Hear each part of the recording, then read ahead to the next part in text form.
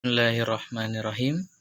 Tugas akhir mata kuliah Strategi dan Model Pembelajaran disusun oleh Muhammad Ridwan dengan NIM 2018010075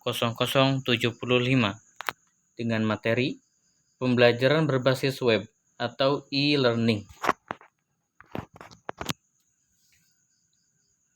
Nah, apa sih yang dimaksud dengan pembelajaran berbasis web? Pembelajaran berbasis web merupakan suatu kegiatan pembelajaran yang memanfaatkan media situs atau website yang bisa diakses melalui jaringan internet. Pembelajaran berbasis web atau yang dikenal dengan web-based learning merupakan salah satu jenis penerapan dari pembelajaran elektronik atau e-learning. Web pada dasarnya adalah kumpulan informasi yang tersedia di komputer yang bisa diakses karena adanya jaringan yang tersedia di komputer tersebut. Oleh karena itu, pembelajaran berbasis web bisa dilaksanakan karena adanya jaringan internet dan sering juga disebut dengan nama online course. Secara umum, sistem aplikasi di internet terbagi menjadi dua jenis sistem, yaitu yang pertama adalah synchronous system and asynchronous system menurut Davidson dan Rasmussen tahun 2006 halaman 10. Yang pertama, synchronous system merupakan aplikasi yang berjalan secara waktu nyata di mana seluruh pemakai dapat berkomunikasi pada waktu yang sama. Contohnya adalah chatting pada media Instagram, Facebook, atau WhatsApp.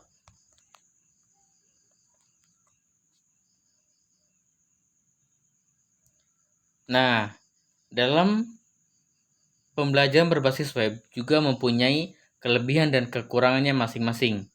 Yang pertama akan kita bahas yaitu tentang kelebihannya terlebih dahulu. Kelebihan web-based learning diantaranya yang pertama, ability to link records in many different format. Kemampuan untuk membuat tautan atau link sehingga pembelajar dapat saling terhubung dan mengakses informasi dari berbagai sumber.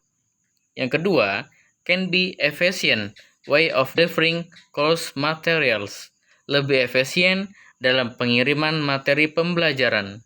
Yang ketiga, records can be made available from any location and at any time.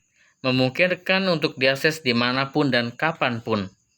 Yang keempat, potential from widening access, for example, to part-time mature of work-based student, atau potensi perluasan akses data. Dan yang terakhir adalah can accounts more independent and active learning.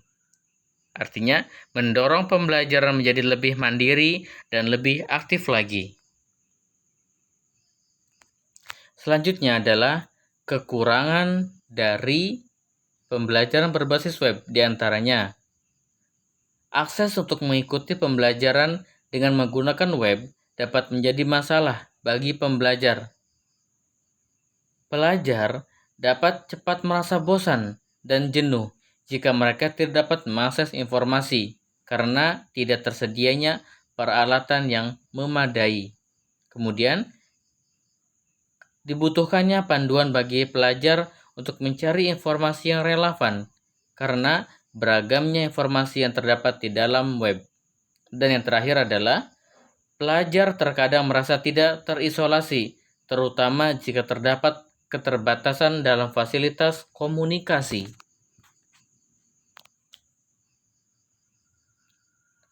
Nah, selanjutnya, prinsip pembelajaran berbasis web menurut Rusman tahun 2011. Yang pertama, interaksi. Yang kedua, ketergantungan. Yang ketiga, relevansi. Pemanfaatan jaringan internet sebagai sumber dana sarana pembelajaran dapat diimplementasikan sebagai berikut. Dapat dengan cara browsing, dapat dengan cara recording, dan yang terakhir dapat dengan starsing.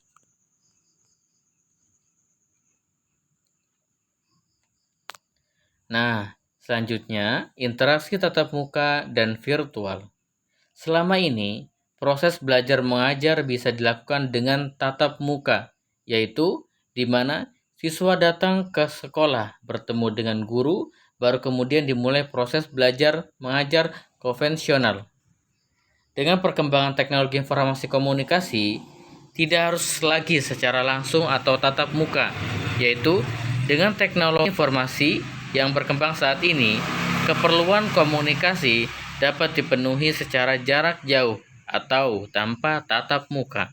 Oleh karena itu, perlu dikembangkan suatu metode belajar mengajar yang memanfaatkan teknologi informasi saat ini, yaitu dengan cara kelas virtual.